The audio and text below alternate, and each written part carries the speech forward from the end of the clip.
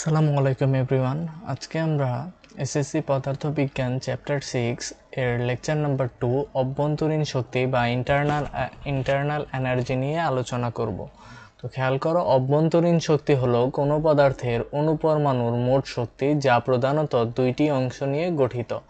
প্রথম হচ্ছে গতিশক্তি বা পদার্থের অণুগুলোর গতির কারণে যে শক্তি, এবং স্থিতিশক্তি পদার্থের অণুগুলোর পারস্পরিক আকর্ষণ বিকর্ষণের কারণে যে শক্তি।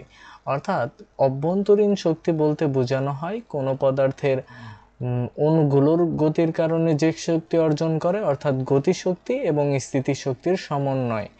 ঠিক আছে, তাহলে কোনো পদার্থের মধ্যে যদি স্থিতিশক্তি এবং গতিশক্তি বেশি হয় তাহলে সেই পদার্থের অভ্যন্তরীণ শক্তি বেশি হবে, আর কোনো পদার্থের যদি স্থিতিশক্তি বা গতিশক্তি কম হয় তাহলে তার মধ্যে অভ্যন্তরীণ শক্তি বা ইন্টারনাল এনার্জি কম থাকবে। তো একটি বস্তুতে যত বেশি অভ্যন্তরীণ শক্তি থাকবে তত বেশি তাপ ধারণ করতে পারবে। তো এই লাইনটা দ্বারা কি বোঝাচ্ছে? তো ধরো কোনো একটা পদার্থ আছে, হ্যাঁ, এইরকম পদার্থ আছে, তাহলে কোনো একটা বস্তুতে অভ্যন্তরীণ শক্তি বেশি, এর মানে কি বোঝায়? অভ্যন্তরীণ শক্তি কখন বেশি হবে? যেহেতু অভ্যন্তরীণ শক্তি মানে হচ্ছে গতিশক্তি প্লাস স্থিতিশক্তি, তাই না? তাহলে অভ্যন্তরীণ শক্তি বা ইন্টারনাল এনার্জি মানে হচ্ছে স্থিতিশক্তি প্লাস হচ্ছে গতিশক্তি। আচ্ছা, তো আমি যদি তোমাদের এখানে একটু লিখে বোঝাই, অর্থাৎ অভ্যন্তরীণ শক্তি মানে হচ্ছে কোনো পদার্থের গতিশক্তি, কোনো পদার্থের মোট গতিশক্তি প্লাস বিভব শক্তি, তাই না? আচ্ছা, বিভব শক্তি বা স্থিতিশক্তি। এখন অভ্যন্তরীণ শক্তি বেশি হবে। অভ্যন্তরীণ শক্তি কখন বেশি হবে? যদি কোনো পদার্থের গতিশক্তি বা স্থিতিশক্তির পরিমাণ বেশি হয়। এখন গতিশক্তি বা স্থিতিশক্তি কখন বেশি হবে? তো একটা পদার্থ যদি এই সাইজের থাকে তাহলে এই সাইজের একটা পদার্থতে কি থাকবে? অণুপরমাণুর সংখ্যা বেশি থাকবে, তাই না? অর্থাৎ অণুপরমাণুর সংখ্যা, ধরো দুইটা বস্তু যদি আমরা কম্পেয়ার করি, যে এখানে একটা বস্তু দেখতে পাচ্ছি আমরা, এই বস্তুতে এতগুলো অণু আছে, তাহলে আমি যদি এর চাইতে একটা স্মল সাইজের পদার্থের কথা চিন্তা করি তাহলে এইখানে কি অপেক্ষাকৃত কম অণু থাকবে, তাই না? আচ্ছা, তাহলে এখানে অপেক্ষাকৃত কম অণু থাকবে। কম অণু থাকা মানে কি? এখানে অণুগুলোর আকর্ষণ বিকর্ষণ এই পদার্থের তুলনায় কম হবে। তাহলে এখানে কি হবে? স্থিতিশক্তি কম হবে, কারণ এখানে অণুপরমাণুর সংখ্যা কম। আর এইখানে কি হবে? এখানে হচ্ছে স্থিতিশক্তির পরিমাণ বেশি হবে, কারণ এখানে অণুপরমাণুর সংখ্যাটা বেশি। তাহলে কোনো একটা পদার্থের আবার যদি আমরা তাপ দিই, এই পদার্থটাকে যদি তাপ দিই তাহলে কি হবে? এই পদার্থের অণুগুলো ঠিক এভাবে ছোটাছুটি করবে, অর্থাৎ তাপগুলো অ্যাবজর্ব করে অণুগুলো কাঁপতে থাকবে। অণুগুলো যদি কাঁপে তাহলে তাদের গতিশক্তি বৃদ্ধি পাবে। তাহলে গতিশক্তি যদি বৃদ্ধি পায় তাহলে অভ্যন্তরীণ শক্তিও বৃদ্ধি পাবে। কিন্তু যদি এই ছোট একটা পদার্থ এইখানেও যদি আমরা তাপ দেই তাহলে এখানকার অণুপরমাণুগুলোও তাপ অ্যাবজর্ব করবে এবং কাঁপতে থাকবে। থাকলে এই পদার্থের ক্ষেত্রেও গতিশক্তিটা লাভ করবে, তাই না? কিন্তু চিন্তা করে বলো তো, তাহলে এই ছোট যে পদার্থটা আছে এইটার কি গতিশক্তি এবং স্থিতিশক্তিটা কম হবে কার তুলনায়? একটা বড় পদার্থের তুলনায়। তাহলে আমরা কি বলতে পারি না যে গতিশক্তি এবং স্থিতিশক্তি পদার্থের পরিমাণের উপর নির্ভর করে? কেন? কারণ আমরা দেখলাম যে পদার্থ যদি ছোট হয় তাহলে সেখানে গতিশক্তি এবং স্থিতিশক্তির পরিমাণটা কম, আর কোনো একটা পদার্থ যদি বড় হয় তাহলে সেখানে গতিশক্তি এবং স্থিতিশক্তির বেশি থাকে, তাই না? তাহলে অর্থাৎ বড় যদি কোনো পদার্থ থাকে তাহলে সেখানে অণুপরমাণু বেশি হবে। অণুপরমাণুর যদি বেশি হয় তাহলে গতিশক্তি এবং স্থিতিশক্তি বেশি হবে। আর গতিশক্তি স্থিতিশক্তি বেশি হওয়া মানে অভ্যন্তরীণ শক্তি বেশি হওয়া। আর অভ্যন্তরীণ শক্তি বেশি হলে কি হবে? তত বেশি তাপ ধারণ করবে। এটা সিম্পলভাবেই বোঝা যায়, কারণ এখানে যদি বড় পদার্থে কি হয়? অসংখ্য অণু থাকে ছোট পদার্থের তুলনায়, তাহলে কি হবে? বেশি অণু যদি থাকে তাহলে এগুলো কি বেশি পরিমাণ তাপ অ্যাবজর্ব করতে পারবে বা ধারণ করতে পারবে। তো এটাই বোঝানো হয়েছে যে একটি বস্তুতে যত বেশি অভ্যন্তরীণ শক্তি থাকবে বস্তুটি তত বেশি তাপ ধারণ করতে পারবে। তাহলে কি আমরা বলতে পারি না যে অভ্যন্তরীণ শক্তি দুটি বিষয়ের উপর নির্ভর করে? একটা হচ্ছে তাপমাত্রার উপর, অর্থাৎ উচ্চ তাপমাত্রা মানে কি কণাগুলোর গড় গতিশক্তি বেশি, আরেকটা হচ্ছে পদার্থের পরিমাণের উপর, বেশি পরিমাণ পদার্থ মানে মোট শক্তি বেশি। আচ্ছা, তাহলে যদি আমরা সামারাইজ করি, একটি বস্তুতে যত বেশি অভ্যন্তরীণ শক্তি থাকবে তত বেশি তাপ ধারণ করতে পারবে। আর অভ্যন্তরীণ শক্তি মানে কি পদার্থের উচ্চ অর্থাৎ তাপমাত্রার উপরে নির্ভর করবে, অর্থাৎ বেশি তাপমাত্রা মানে কণাগুলোর গড় গতিশক্তি বেশি হবে। আরেকটা হচ্ছে পদার্থের পরিমাণের উপরে, বেশি পরিমাণ পদার্থ মানে মোট শক্তি বেশি হবে। তাহলে এবার বলো তো কোথায় তাপ বেশি হবে এবং কোথায় তাপমাত্রা বেশি হবে? আচ্ছা, তো যদি তোমরা খেয়াল করো তাহলে দেখবে এইখানে একটা পানির ট্যাঙ্ক আছে আর এইখানে হচ্ছে 1 কাপ চা আছে। তাহলে আমি যদি তোমাদের প্রশ্ন করি বলো তো কোথায় পদার্থের অণুর পরিমাণ বেশি হবে, তাহলে অবভিয়াসলি তোমরা বুঝতে পারছো যে এখানে পদার্থের অণুর পরিমাণ বেশি হবে। তাহলে পদার্থের অণুর পরিমাণ বেশি কোথায়? এখানে হচ্ছে পদার্থের ট্যাঙ্কে পদার্থের অণুর পরিমাণ বেশি। তাহলে বেশি যদি অণু পরমাণু যদি বেশি থাকে তাহলে কি হবে? তাহলে পদার্থের গতিশক্তি এবং স্থিতিশক্তিটাও বেশি হবে। আর গতিশক্তি, আচ্ছা, অণু বেশি মানে কি গতিশক্তি এবং স্থিতিশক্তিও বেশি হবে। আচ্ছা, তাহলে এখানে গতিশক্তি এবং স্থিতিশক্তিটাও বেশি হবে। ওকে, তাহলে এখানে অণুর পরিমাণ বেশি এজন্য হচ্ছে গতিশক্তি এবং স্থিতিশক্তিও বেশি হবে।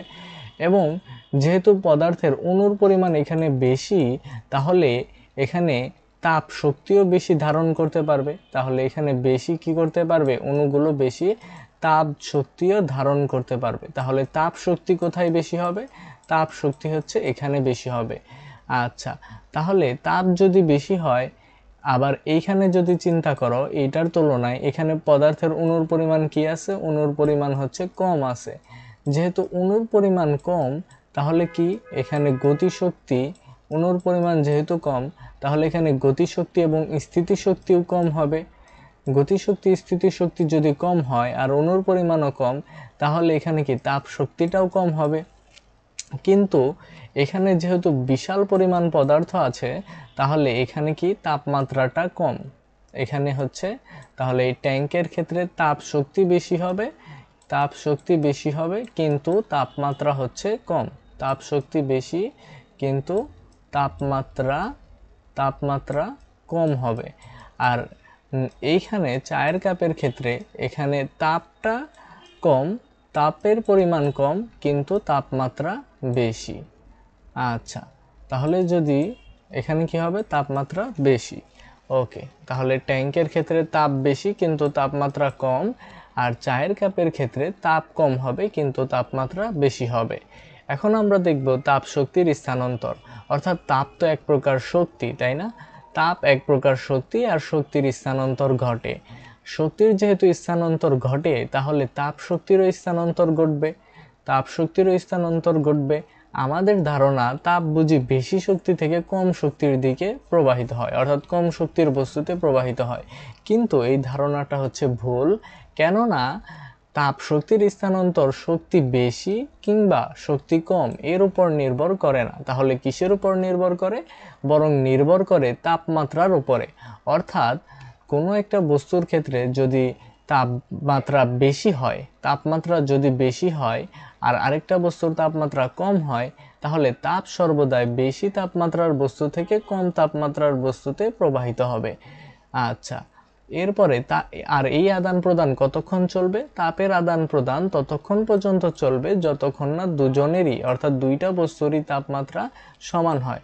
তো এই বিষয়টা ভালো করে বোঝার জন্য আমরা একটা উদাহরণ নিতে পারি। ধরো এখানে 1 গ্লাস পানি আছে এবং এখানে একটা গরম আলপিন আছে। তাহলে বলো তো কোথায় তাপমাত্রা বেশি হবে? অর্থাৎ এই যে এখানে গরম আলপিন, তাহলে আমরা বুঝতে পারছি যে এখানে তাপমাত্রাটা বেশি হবে, তাই না? তাপমাত্রাটা বেশি হবে কিন্তু তাপের পরিমাণ কম হবে। কেন কম হবে তাপের পরিমাণ? আমরা আগেই আলোচনা করেছি, কারণ এখানে অণুপরমাণুর সংখ্যা কম, তাহলে এখানে তাপ কম কিন্তু তাপমাত্রা বেশি। আর এই পানির ক্ষেত্রে অসংখ্য অণুপরমাণু আছে, তাই এখানে তাপ বেশি হবে কিন্তু তাপমাত্রা কম হবে, তাই না? তাপ বেশি হবে কিন্তু তাপমাত্রা কম হবে। আচ্ছা, তাপ বেশি হবে কিন্তু তাপমাত্রা কম হবে।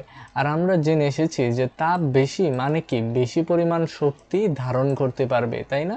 তাহলে কার শক্তি বেশি? অবভিয়াসলি এই যে 1 গ্লাস পানি আছে, পানির শক্তি বেশি হবে। ওকে, তাহলে এখানে আমরা দেখলাম যে এখানে কার শক্তি বেশি হবে? পানির শক্তি বেশি হবে। ওকে, আবার যদি বলা হয় কার তাপমাত্রা বেশি, তাহলে প্রিভিয়াস স্লাইডেই আমরা দেখছি যে তাপমাত্রা বেশি হবে গরম আলপিনটার। এবার যদি আমরা কি করলাম, গরম আলপিনটাকে এই 1 গ্লাস পানির মধ্যে চুবিয়ে দিলাম, তাহলে কি হবে?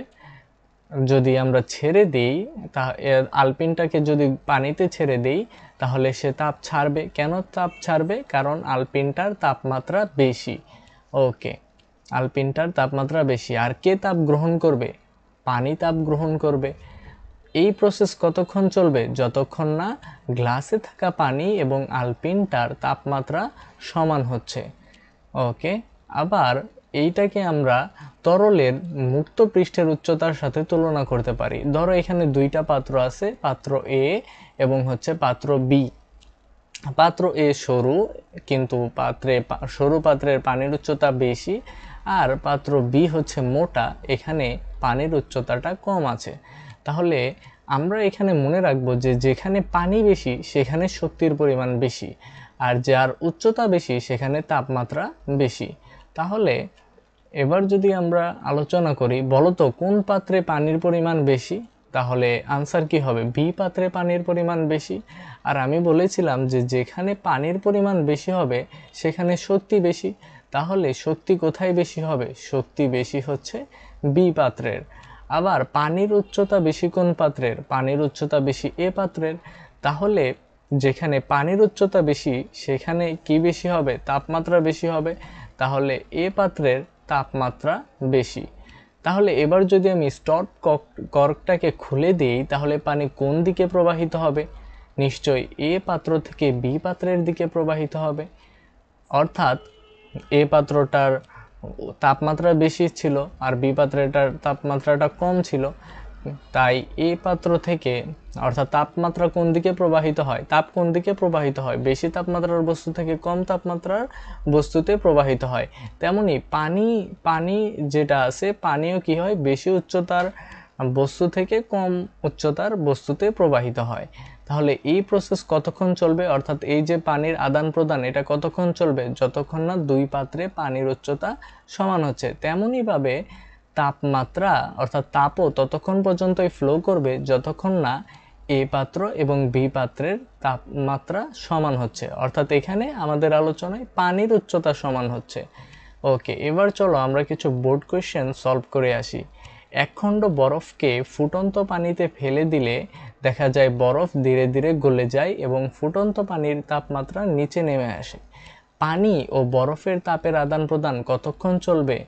তাহলে আনসার হবে পানি ও বরফ গলা পানির তাপমাত্রা সমান না হওয়া পর্যন্ত। 25 ডিগ্রি সেলসিয়াস তাপমাত্রার পানি এবং 60 ডিগ্রি সেলসিয়াস তাপমাত্রার পানিকে মিশ্রিত করলে কোনটি ঘটে? তাহলে খেয়াল করে দেখো, এখানে 25 ডিগ্রি সেলসিয়াস তাপমাত্রার পানি যেটা, এইটার তাপমাত্রার পরিমাণটা কম। 60 ডিগ্রি সেলসিয়াস তাপমাত্রার পানি যেটা, এইটার তাপমাত্রাটা বেশি। আর তাপ কোন দিকে ফ্লো করে? আমরা জানি তাপ বেশি তাপমাত্রার বস্তু থেকে কম তাপমাত্রার বস্তুর দিকে ফ্লো করে, তাই না? অর্থাৎ বেশি তাপমাত্রার বস্তুটা কি করতে থাকবে? বেশি তাপমাত্রার বস্তুটা তাপ বর্জন করতে থাকবে, বেশি তাপমাত্রার বস্তুটা তাপ বর্জন করবে। আর যেটা হচ্ছে কম তাপমাত্রার বস্তু, এটা কি করতে থাকবে? তাপ গ্রহণ করতে থাকবে, তাই না? আচ্ছা, তাহলে প্রথম অপশনে বলা হয়েছে 25 ডিগ্রি সেলসিয়াস তাপমাত্রার পানি তাপ গ্রহণ করবে।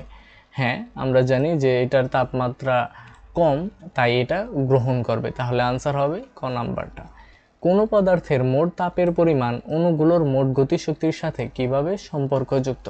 কোনো পদার্থের মোট তাপের পরিমাণ মোট গতিশক্তির সাথে কিভাবে সম্পর্কিত? তো আমরা দেখে এসেছি যে কোনো একটা পদার্থের ক্ষেত্রে যদি গতিশক্তি বেশি হয় তাহলে কি হয়, তাপের পরিমাণটাও বেশি হয়।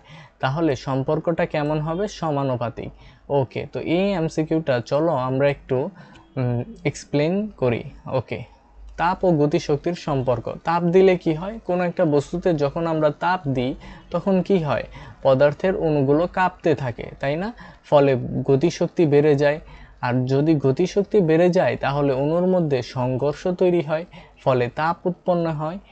আর যেখানে গতিশক্তি বেশি সেখানে তাপ শক্তিও বেশি। যেহেতু গতিশক্তি বেড়ে গেলে পদার্থের অণুগুলোর মধ্যে সংঘর্ষ হচ্ছে, আর এই সংঘর্ষের কারণেই তাপ হচ্ছে, তাহলে কি আমরা বলতে পারি না যে যেখানে গতিশক্তি বেশি সেখানে তাপ শক্তিও বেশি হবে? ওকে, আর তাপ শক্তি যদি বেশি হয়ে থাকে তাহলে কোনো পদার্থের মোট তাপের পরিমাণটা অণুগুলোর মোট গতিশক্তির সাথে কেমন সম্পর্ক হবে? সমানুপাতিক সম্পর্কযুক্ত হবে। আর এজন্য আমরা বলতে পারি যে গতিশক্তি মোট তাপের পরিমাণের সমানুপাতিক। তো আজকে এই পর্যন্তই। তোমাদের যদি স্টাডি টিউব এডুকেশন চ্যানেলের ভিডিওগুলো ভালো লাগে থাকে তাহলে অবশ্যই চ্যানেলটি সাবস্ক্রাইব করবে এবং বন্ধুদের সাথে ভিডিওগুলো শেয়ার করবে। ততক্ষণ পর্যন্ত সবাই ভালো থাকবে, সুস্থ থাকবে। আল্লাহ হাফেজ।